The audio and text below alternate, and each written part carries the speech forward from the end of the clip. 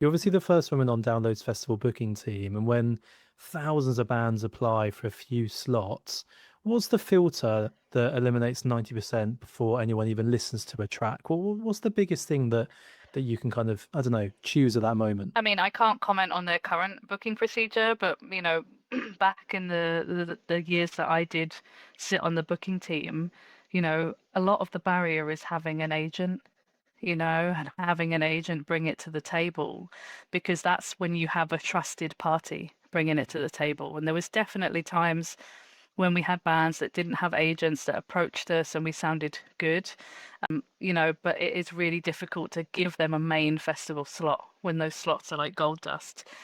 But now there's multiple other ways into the festival. There's always been the Download Festival Takeover Stage, which sits in the campsite, which is not actually booked by the festival bookers. It's booked by the Boardies, which is the kind of download community forum.